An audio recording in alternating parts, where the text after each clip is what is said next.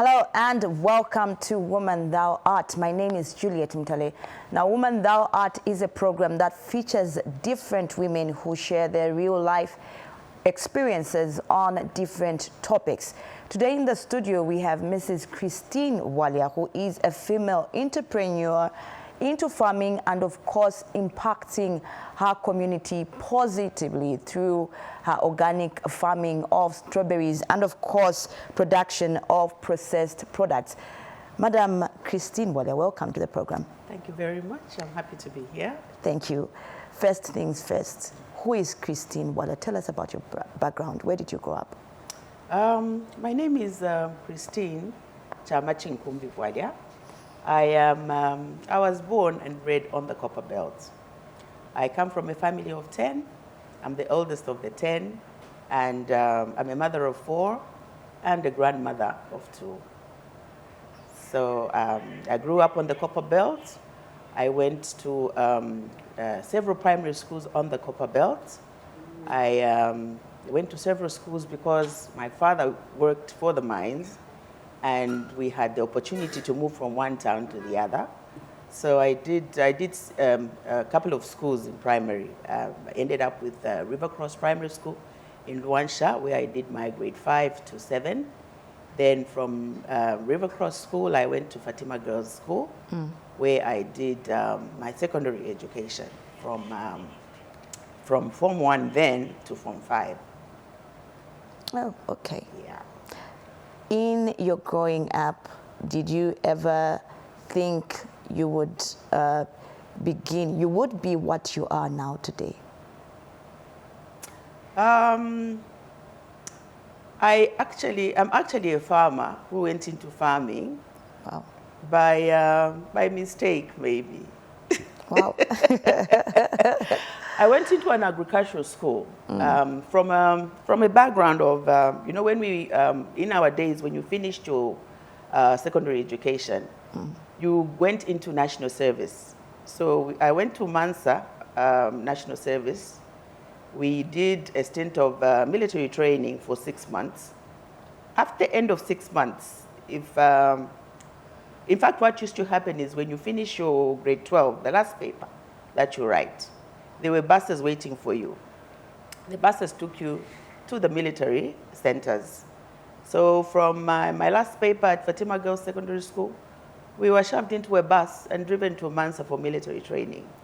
Wow. So we did our 6 months military training. Thereafter, all those people who were accepted at universities and colleges were released and given a pass to go into tertiary education.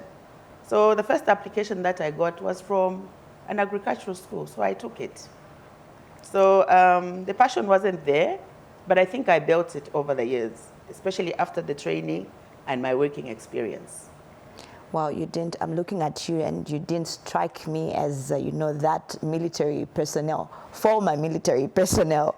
My next question, just in detail, tell us about what you do for a living. After my training at the agricultural school, I went to work for the Ministry of Agriculture as an extension officer. So this entailed me to go out in the field and just disseminate the good practices of farming. From there, I moved on to Zambia State Insurance Corporation as an agricultural inspector. So this job took me places. It took me countrywide, because then my job entailed that I go to the farmer, whoever farmer has had their crop insured. I had to go and visit them to see that they are carrying out the proper management practices, and also because we were giving the insurance cover to protect the farmer from any kind of loss. So it's from that I grew the passion. I was exposed to a lot of, especially European farmers who went into commercial farming. So from there, I developed my passion. And would you say who motivated you? Who motivated you into your passion for farming? Yes. I think the motivation came from the training that I received and then I was hands-on at my place of work. So eventually, I started thinking, okay, what will I do in my retirement days? So I started preparing for retirement from there. So I think that's where the motivation came in. I saw other people do it, and I was convinced that I could also do it. So, like in particular, there are certain people that you look up to and you say, that is my motivation. Is there any particular person that you would look up to and say, I want to be like that person? Over the years, there are a lot of people who've influenced me. It will start from the lecturers, like people who taught us were very passionate about farming. Then I also came into the world of farming. There are a lot of people that are making a mark, and I learned from people like that. So in particular, I cannot pinpoint and say that person. But actually, I'm a person who learns every day. I'm a person who's looking out for information, looking out for new things. So yeah, that gives me the drive and the passion to move on. Let's talk about your growing of strawberries and, of course, production of processed products. When did you start exactly? I've been living on a small holding in Lusaka West for the past 20 years. We moved onto our holding in the year 2000. We were growing all sorts of crops like cabbages and tomatoes and whatever. And that didn't give me any joy because farming, it's about planning. You have to know when to grow a particular crop. So I know, and I saw that there were a lot of people who were growing tomatoes. And what that means is the more production there is, the less money. Because it's a demand and supply. I tried the tomatoes, I tried the cabbages. Then I saw an opportunity that actually there are very few people growing strawberries in Zambia. I don't know where we got the myth as a country that strawberry does not grow in Zambia. The strawberries that we've been eating time immemorial is imported. There is a handful of us growing strawberries. So I found the niche, and I realized there was potential in growing strawberries. I know you've touched a bit on the growing of strawberries. In Zambia, people, they're into tomatoes, cassava, maize. Why the strawberries? As I said, I think I decided to go into strawberries because I felt if I went into strawberries, I would save my country the much needed foreign exchange that is being spent into importing the strawberry. Anybody who motivated you? Yes. I actually got taught by Wupe Chipili. There is a lady who brought in the strawberry runners from Australia, set up her strawberry farm, wow, and started training people. Wow. And I went under her mentorship for about a period of time. And from there, I bought my first seedlings from her and started my farm. Lately, the president has been, recently, he's been talking about adding value to the products. How are you adding value to the strawberries? We sell our strawberries fresh, but you know that strawberry is a perishable. We do go into the field to harvest every other day, and it's not every strawberry that we manage to sell fresh. So whatever is too ripe, we've got a processing plant at the farm where we add value to it. We process it into a strawberry jam. And to also just spread our product range, we also mop up all the surplus fruit on the market. We mop up the tomato that we waste so much and dry it. We mop up the pineapple, the banana, and the mango. Wow. So those we dehydrate into fruity snacks. How profitable is it? Profitable, the dehydrating or the value addition? In terms of value addition? Well, it's quite new. There are very few people doing this. And when you go into any kind of business and you're the only one, you're able to dictate the price. So it's quite rewarding. Thank you. We take a short break. Stay tuned. Woman Thou Art is a program that offers counsel to the female folks, sharing real-life experiences and providing guidance to the women and young girls on the necessary steps and conducts that will shape and nurture a sober society. Watch Woman Thou Art every Wednesday at 18:30 hours.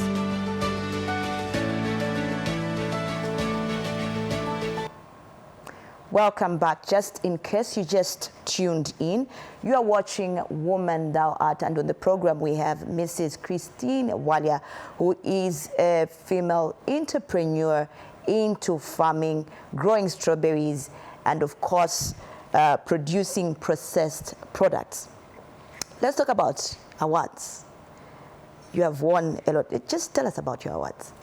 For us as Tillage Village Farms, for every success that we mop up, we are very happy, and we call it a happy milestone. So for the awards, all I can say is as Tillage Village, because I am not the only person who does that work. I've got about 15 women that I work with. We were identified as best female small-scale farmer in the year 2021, and a year later, Zambia Association of Manufacturers also recognized our effort in processing of jams. So as a company, Tillage Village, whatever success story that we mop up, we're very happy about it. So we realize that our efforts in farming and trying to disseminate the information and knowledge that we hold as a company is being recognized out there, and that's the awards. So we've actually received 2 awards in the last 2 years. Wow. Yes. Wow. Talking about entrepreneurship, back in the days, it was perceived as a profession for men. How do you find it as a woman entrepreneur? What is your experience? I think the future is women. Wow. Women have really come to the fore, and women are doing exploits. So as a woman, you're determined, you're prepared, you can go miles. So as a woman entrepreneur, I'm not challenged, I'm not intimidated.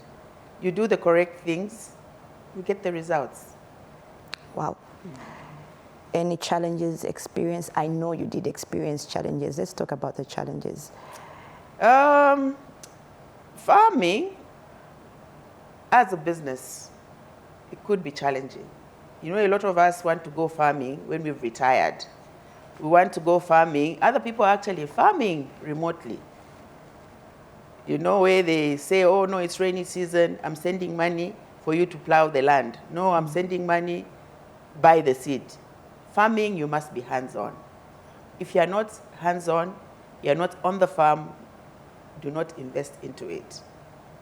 Because farming is very demanding. Yeah. And because farming is very demanding, it's demanding on the owner, and it's also demanding on the workers. So those are some of the challenges that we really need to, to look into it. Because if you are not careful, a lot of people send money to their mundas and expect a harvest at the end of the season. Most of the people, because they're absent farmers, do not realize what they've put in. So the challenge is, in farming, you need to be hands-on. You need to be present. You need to be involved. And to be involved, you need to have the information. Farming is just not putting a seed in the ground. You need to know, I've planted maize, I've planted soybeans, I've planted strawberry. What does it need? When do I plant? When do I manure? When do I fertilize? So it's a business on its own. Those are challenges. It needs capacity building. Is there any one particular challenge that probably you can share with us that you found in your journey of farming? In my journey of farming, the only angle that I have, and one difficulty that I've experienced, is finding skilled labor. You know, we all want to pick up somebody from the road or from the village. Please, let's come and farm. You know, it's a skilled business. You need to know what you're doing. And as I said, timing has to be, as I said, farming has to be done timely. You need to know when to plant. How are you going to plant? When do you apply water? When do you weed? You know, for you to come up with a productive crop. Because if you don't take care of that and you don't have skilled manpower, it's a waste of time. Your yields will not be the same as what you've put in. And how do you overcome some of the challenges that you go through in farming? For us as Tillage Village Farms, we are training on the job. We are training on the job. We have actually taken it upon ourselves that because the country imports most of its strawberry, we actually carry out training sessions throughout the year. So if somebody is ready to go into strawberry farming out there, Tillage Village Farms is ready to train them. Great. So not only do we train people from outside, we also train our staff. So that even when they are weeding, when they are transplanting, they know exactly why and how. Yes. Away from the challenges in farming, let us talk about success stories. What are some of your success stories in your journey of farming? Success stories. As I said, you know, it's very difficult to blow your own trumpet. There's that one success story that, of course, you always want to refer to. Well, maybe one success story is that I'm proud of is at least I've had my product certified by the Zambia Bureau of Standards. Wow. So that gives me the comfort that even when I take out my products on the market, they are safe to be consumed. Great. My next question, when it comes to farming, when it comes to entrepreneurship, how do you balance your time between your career, your family and friends? Okay. For me, I have gone over that hurdle because remember I said I'm a hands-on farmer, so I live on the farm. And then secondly, I have grown-up children. They've all grown and left the nest. So it's just a small household, me and my husband, and maybe grandchildren. And then I work from home. So the balance is very easy. So it's not demanding? No, it's not. I don't have to leave to go to the office. Wow. I've got my office at the farm.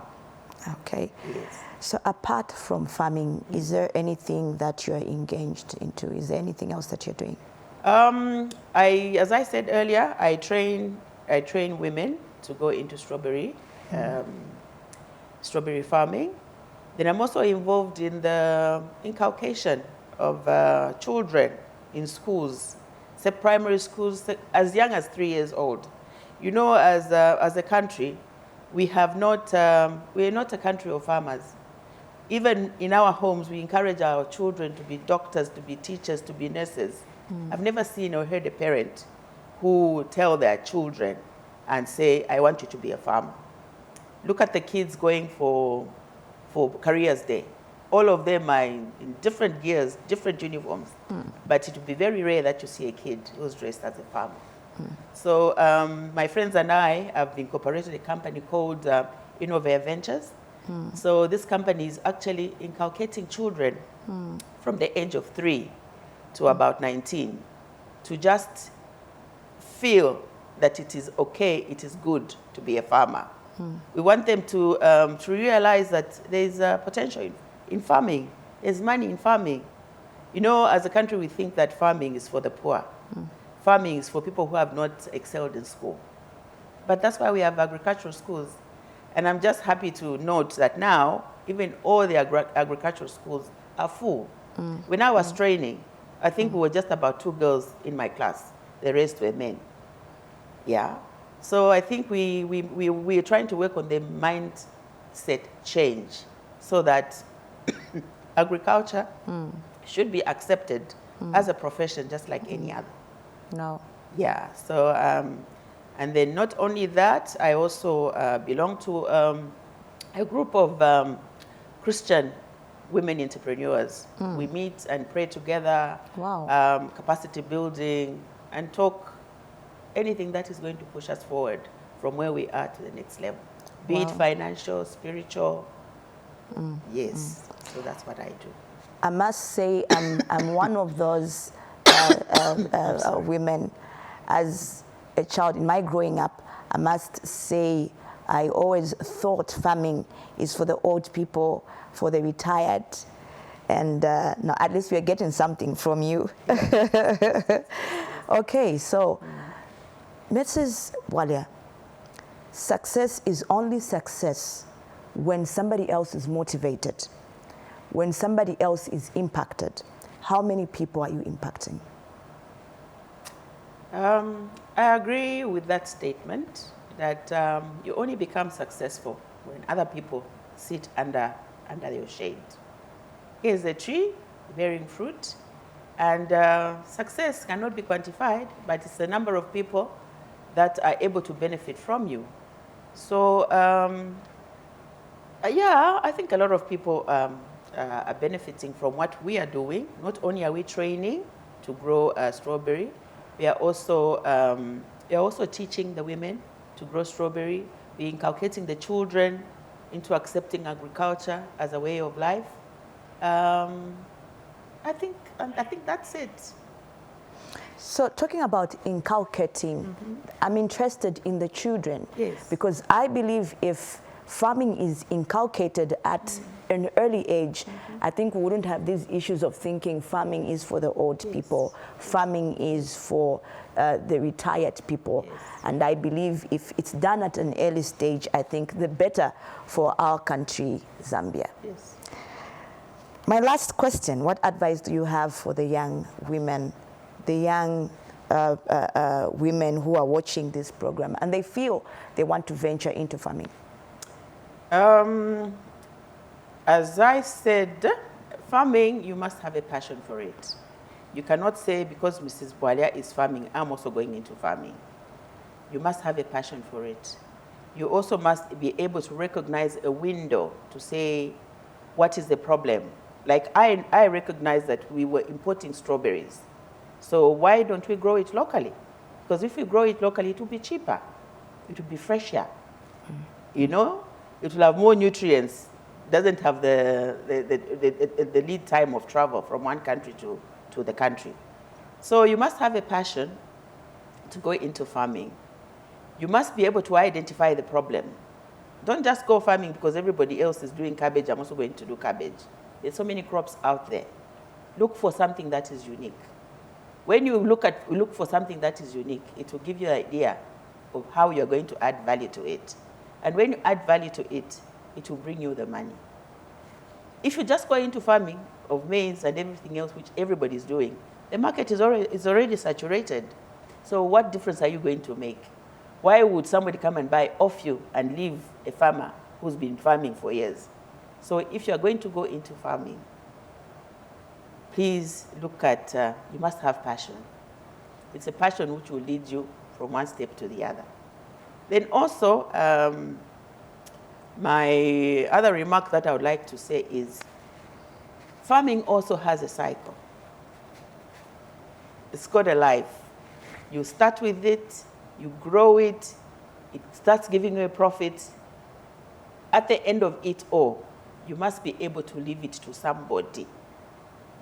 As a country, we are always starting at every generation. I never inherited anything from my dad. I had to start from the scratch. Wow. So I think the scenario should change. When you start a business as an entrepreneur, your end goal is to leave it as a legacy to your children and your family. We should not have a situation where you start something 3-4 years down the line, you've stopped, no, it's not working. Work with it until you pass it to the next generation. Mrs. Bwalia, thank you so much for your time on the program. We've come to the end of Woman Thou Art. We were talking to Mrs. Christine Bwalia, who is a female entrepreneur into farming and impacting her community. Join us for another exciting episode next time. My name is Juliet Mtele saying bye-bye and God bless.